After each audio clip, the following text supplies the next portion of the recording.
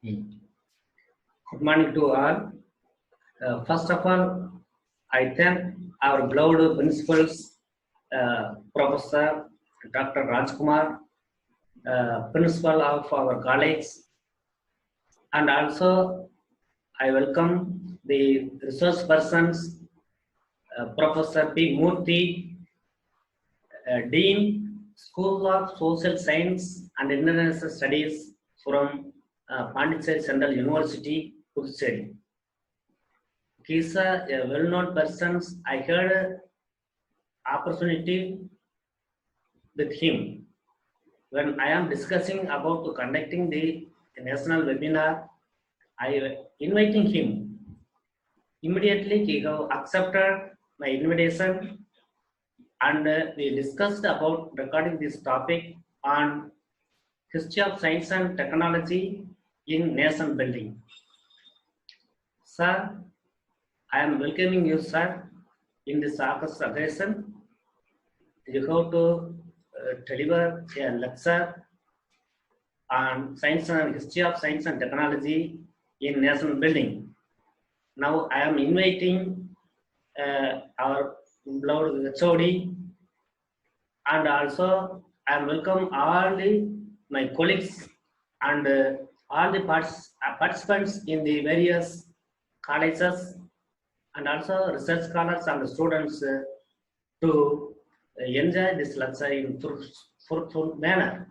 Now I am inviting our beloved principals to deliver this presidential address. Thank you.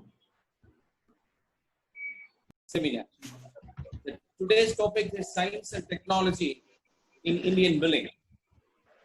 So it's a very interesting topic, and sometimes we are learning the language and other things. I hope Dr. Murthy will deliver a very beautiful and useful information to all historians, so that it makes us to visit that particular place to see how this building were constructed.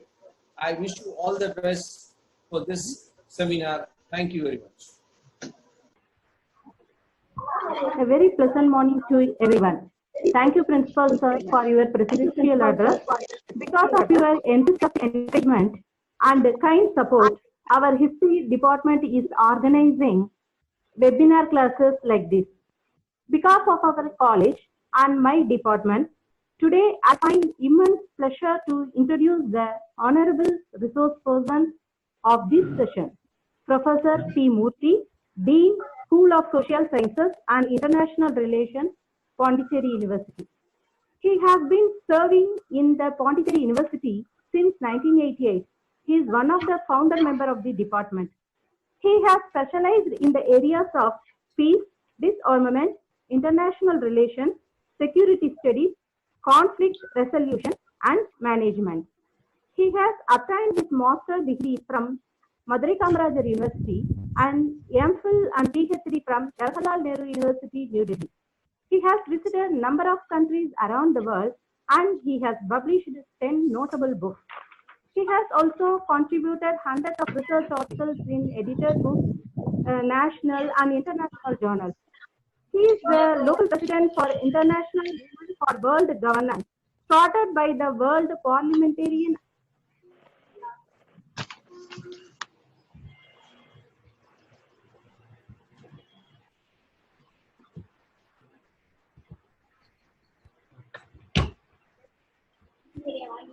Department of Politics and awarded. He has awarded with so many titles as Distinguished Person in Asia, Leading Intellectuals of 21st Century, and Best Citizen of India. He was presented with the Ambassador of Peace Award by the Universal Peace Federation, affiliated to UNESCO. Today, he is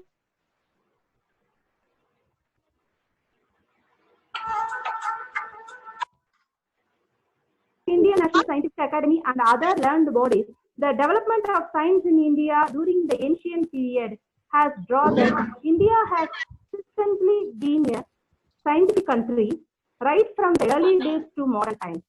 Now, it is very essential to know more about the history of science and technology. Sir, I welcome you to enhance our knowledge by your informative lecture. Thank you. Thank Okay. you. Okay. So, good morning to all of you. I'm very proud to be here as a resource person to talk science and technology nation building. It is a very complex process. You know how much we are troubled for conducting webinar. The technology helps. At the same time, if you don't use the technology properly, it will not help you. So this is what we are experimenting in the name of webinar. We have been conducting so many webinars in Pondicherry University for the last, say, 3 months now. The lockdown started by March, and still it is continuing. That we are facing a very greatest dangers in this world in the name of COVID-19 pandemic. COVID-19 pandemic is very much, and for about 5 lakh death toll now in the world, and now that we have got no medicines, no injections, nothing, so we are in trouble. So this is a situation that we are facing today in this world. And for the last, say, more than now 3-4 months, we are locked down without any kind of accessibility, and we are all working from the house front. We are developing work culture from the house front, and we are meeting students through online. We are conducting classes through online, and the technology is helping us like anything. This is one way of nation building. So this is also a process involved in nation building. In fact, you know, if you just look at the nation building as a concept, it started emerging from international settings. 1648, a very important year, 1648, you all know as historians, a treaty system emerged that is called Westphalia Treaty. The Westphalia Treaty started some codification to make a nation as nation.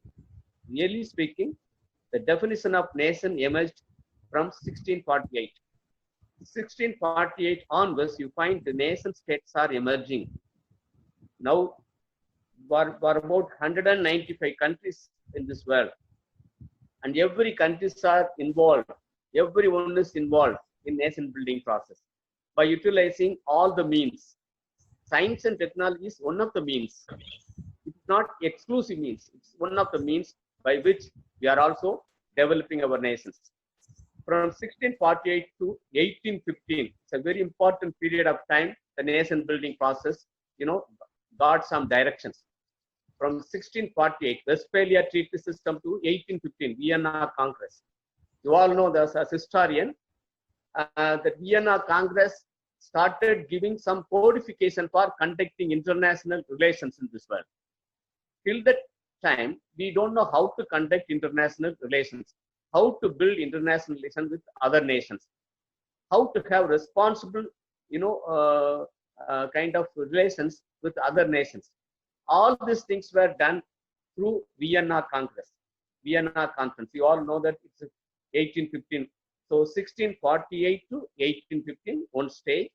And from 1815 to, you have 1919, the second stage. The second stage, after knowing how to conduct international relations, all nations were asked to concentrate on ordering the world, ordering their nations, how to order our nation, how to characterize our nation, how to put things in perspective, whether it's economy or social development or political development. You know, countries were very much struggling to establish political order. And you know, political order is part and parcel of social order. In social order is, of course, it was very pathetic those days. In ancient times, social order was not well organized. After getting organized, the social orders getting organized means we expect the political order. So the political order was emerging during this period. If you just see 1815 to 1919, political order is getting emerged in the name of sometimes ethnicity, in the name of culture, in the name of language, in the name of various other factors, sometimes ideology. So especially during this period, ideology as a factor, you know, gave a great impact on international politics. and economics also. So therefore, countries like communist countries emerged from 17 onwards. You find many communist countries due to Bolshevik revolution in Soviet Union.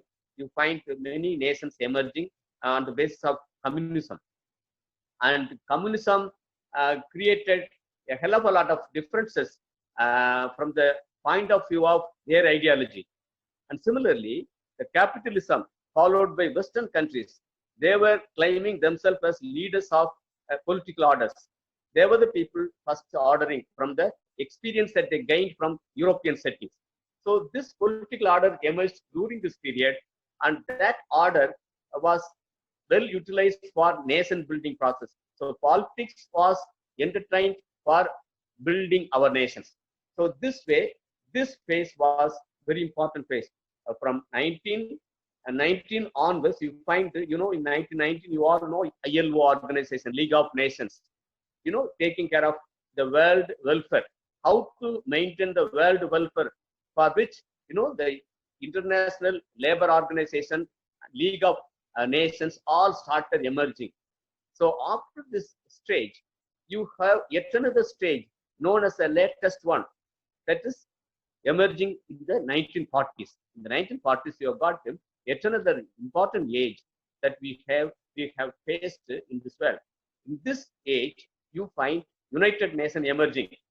United Nations emerging, so many technical know-hows and all emerging from 1945 onwards. You find new technologies, especially nuclear field.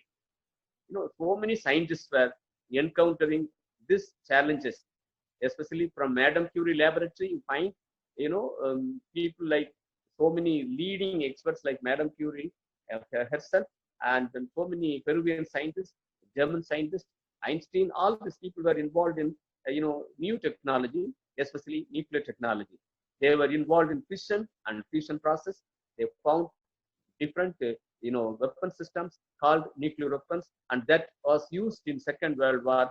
And because of that, a new order started emerging. So from this year onwards, you got different, kind of interpretation for nation building. So what I'm trying to say to you is that the nation building process has to be seen based on the timeline approaches. We historians should be very careful in utilizing timeline approaches. So timeline is very important for us. It is our lifeline. Without important stages that we should understand in the context to nation building that emerged from the world theater, world settings. That is why I highlighted this. As a historian, we should understand about these 4 important stages from the setting of the world. Very, very important. So after gaining lessons from these 4 important stages, we started, building our nations according to our own society, according to our own political systems. As I referred to you, the Bolshevik Revolution was a very biggest challenge that humankind ever faced in this world. The father of international relation, E.H. Carr, a great historian called E.H. Carr. You are all familiar with this gentleman.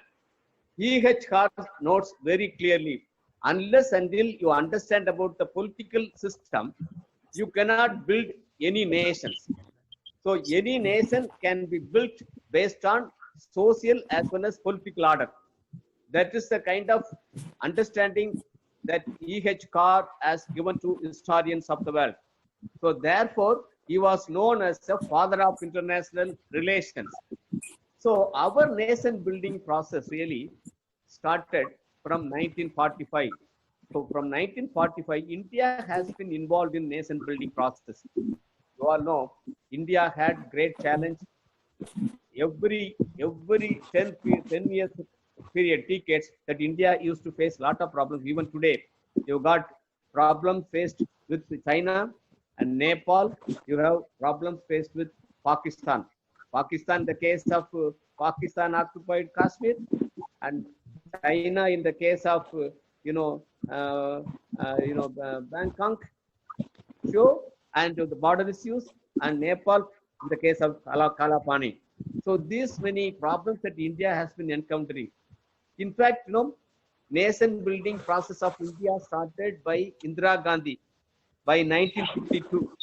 1952 is a very important year because Karipiketo movements, that is poverty eradication movement started. Poverty eradication movement started, but it was not successful. Even today, it's not so successful. Eradication of poverty is the very biggest challenge for India. So science and technology could not help India for building our nations economically. More often, the nation building is always seen from economic point of view. So it is not only economic point of view. It is to be seen from all the points of view, like, nation building process. When I was talking to Abdul Kalam in 2004, he was highlighting about one concept, nation building concept. I was submitting a project to UGC on nation building and knowledge society project. So this project was, seen by Kalamji. Kalamji invited me to his Rashtrapati Bhavan, and I went and talked to him. We were all very openly discussing about many things. Kalamji told one thing, that nation building is misunderstood. Nation building is the building, character building. He was highlighting about character building is very important keynotes for nation building. So unfortunately, today, the characters of nations, the characters of the social order, the character of the family order in India is getting eroded due to science and technology. In science and technology, one way it helps, that is the reason why Kalam once told, whether the IT has come to the world for helping or spoiling. He was very fervently looking at this aspect. Actually, he was telling very openly, the IT is not really, I feel, not helping the world. So he had a kind of feeling that the science and technology sometimes go against nation building process. If you just look at most of the science and technology, they are all being used for destructive purposes. As I referred to you, in the case of nuclear technology, from 1945, you find nuclear technology being used for destructive purposes rather than constructive purposes. You've got so many weapon systems today in this world. ICBMs are available in this world. Anytime, any part of the world can be destroyed. And you've got tension always, conflicts always, and war always being appreciated. War is being used as a diplomacy. And these are all very much against the nation building process. The war money, the money that we spend for strategy, war making is uncomparable actually. From 1945 onwards, if we look at the expenditure that we have invested in, destructive purposes, very, very pathetic, and it is huge amount, trillions of dollars. People say that trillions of dollars being used for weapon building and how to then build a nation. So nation building is in fact very much suffering today in this world, not only in India, all over the world. Nation building is very much suffering because Americans, they have started this military order. The military order based world started emerging from America, USA. The European experience also getting exploited by Americans. Then Americans started utilizing all destructive technology for building weapons, and they directed all these weapons against various developing countries. In fact, developing countries are suffering because the huge investment they are engulfing, they are swindling, and that all money is being used for destructive purposes, and trillions of dollars being piped into weapon system, and how to go for nation building process. So this is the biggest challenge that the Americans have been posing from the beginning. For putting the Americans in the kind of pavilion, the United Nations started giving directions. From 1992 onwards, we find the Human Development Index reports being circulated by United Nations. 1992 is very important.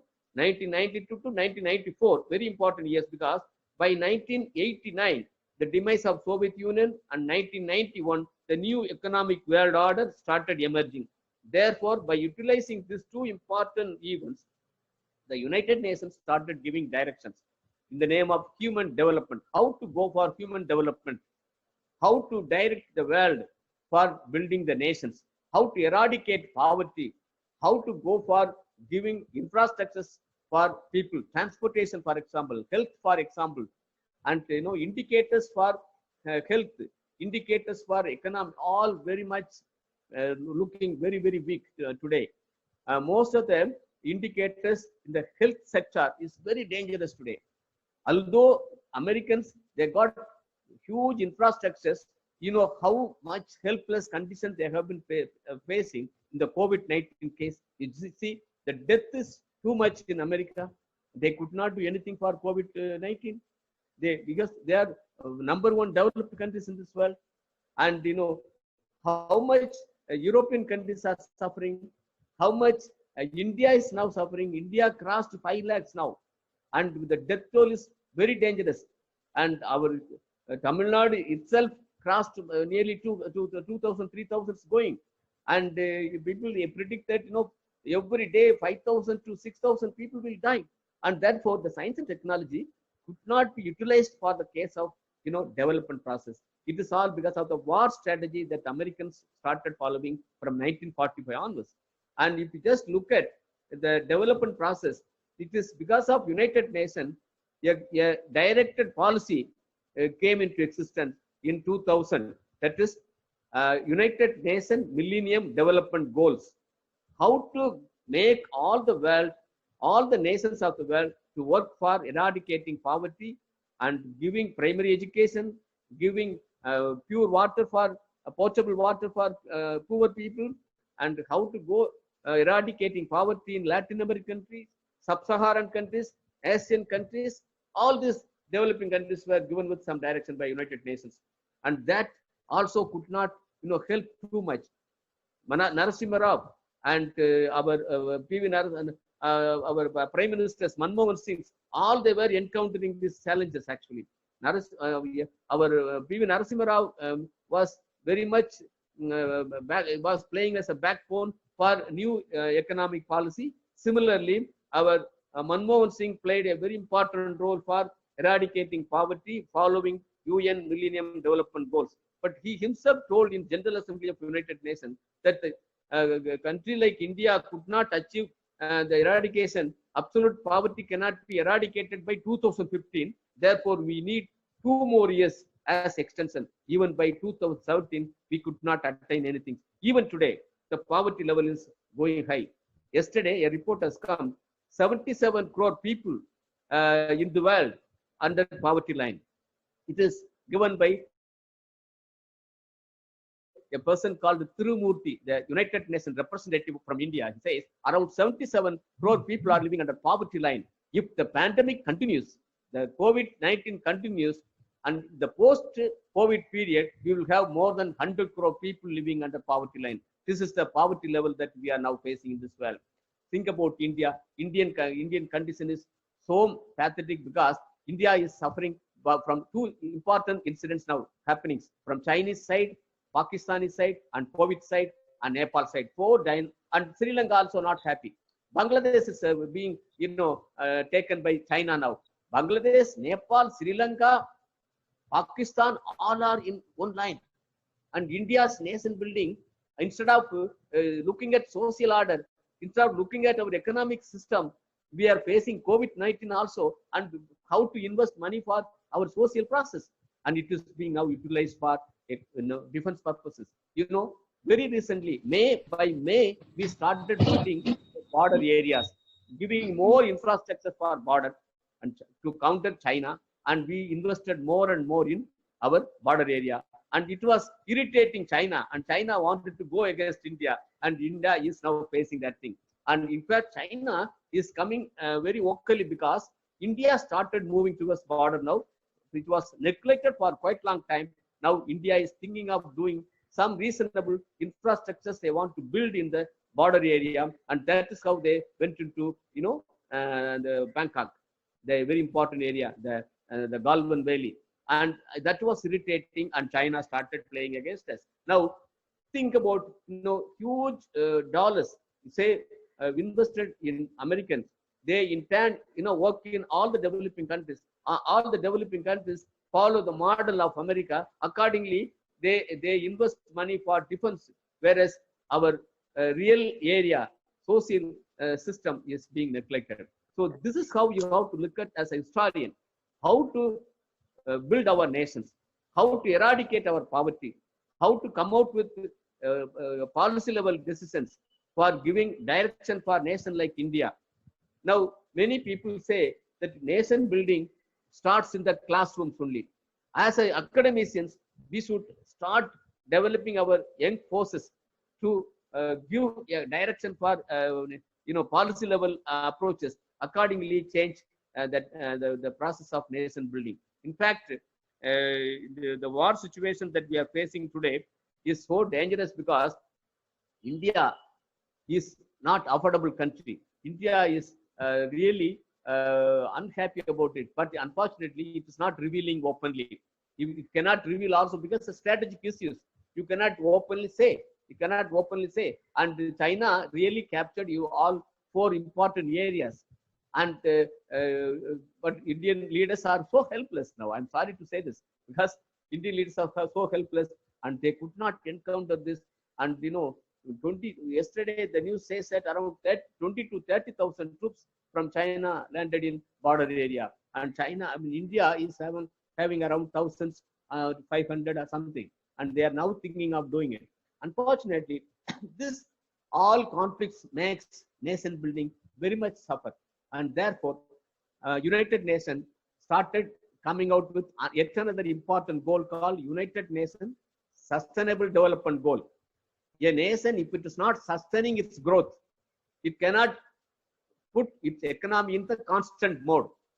That means the development that you think that is a development is not real development. Therefore, the United Nations very clearly stated after 2005 that we have to have United Nations Sustainable Development Goal. That Sustainable Development Goal is nothing but removing absolute poverty at least from the world. Relative poverty you cannot attain. Absolute poverty, fellows not having 1 square meals should be taken care. And the stockpile of the food, according to World Health Organization, says too much. But unfortunately, the distribution side is very weak. Distribution is not there.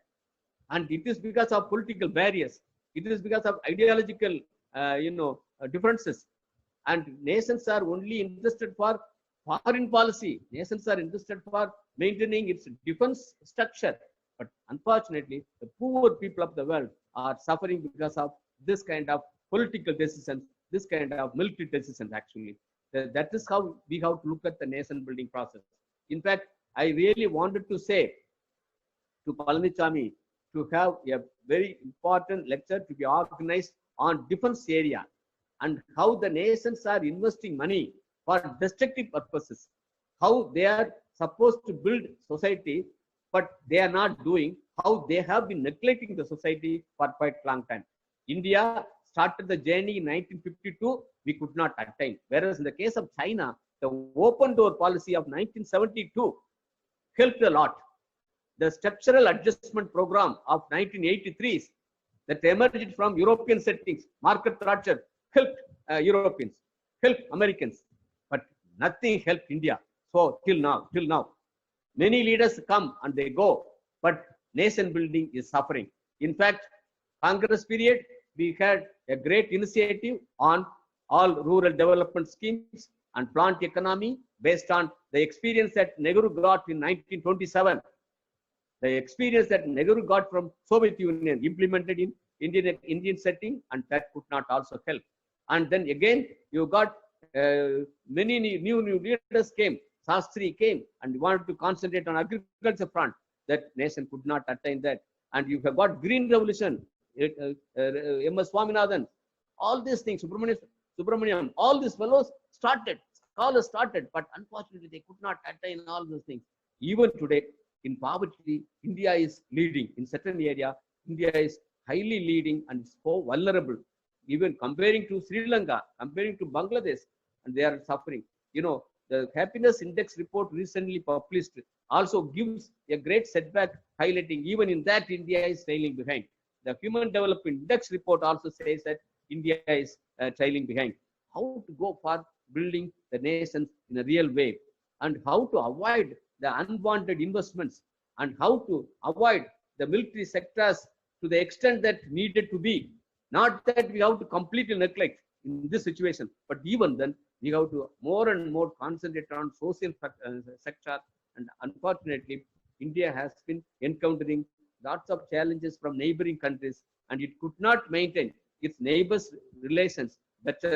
And therefore, the country like Nepal and Pakistan and Sri Lanka, even Bangladesh today, they're all going away from India. And India's problem is now, intertwined with world politics. World politics, and the economy is becoming very illusionary. Accordingly, we have to construct our building very carefully by highlighting about the poverty eradication program once again. I think all of you will agree with me. Historians can work on this area and try to come out with the policy decisions and all this MHRD. Thank you very much. I think this is a great opportunity given by. Yes, sir. You are getting one message from correct time. This is correct time, sir. That all these areas, accordingly, we have to develop our students' community to build our nation. Thank you very much. Now this is time. This is time to questions hours. Participants, please to ask many questions from our beloved professor and the dean of the School of International Studies in Pondicherry University. If you have any other doubt, please you have to clarify. We have only 10 minutes only. You can ask questions. Yeah, you have to ask any other questions, please. So we will send feedback link through Teams. Now that feedback is sending to in chat box, please you have to go through that feedback. Sir, wonderful speech. Hello. If you don't have any questions, now I am going to conclude. Sir, will conclude. Hello, sir. Hello. Now this is the conclusion section. Now I have to give the vote of thanks to our beloved professors, Professor P. Murthy, Dean and School of Social Science and International Studies. He's a very expert in the science and technology, national building and disarmament, and the downfall of the Russia and South Asian studies. He had visited many countries, and also he's enthusiastically he's accepting my invitation, and he was presented his paper on history of science and technology and nation building.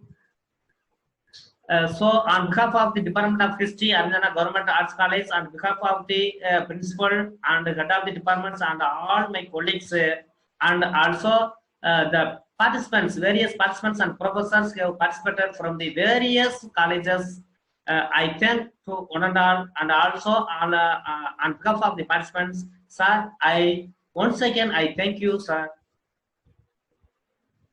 Thank you. Sir. Okay.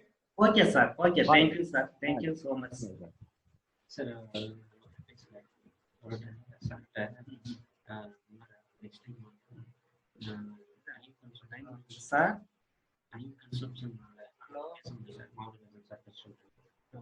Hello, sir. Sir, கொஞ்சம் late ஆயிடுச்சு sir. கொஞ்சம் இன்னைக்கு meeting கொஞ்சம் late ஆயிடுச்சு sir. இல்ல sir, உங்க chat பாக்ஸ்ல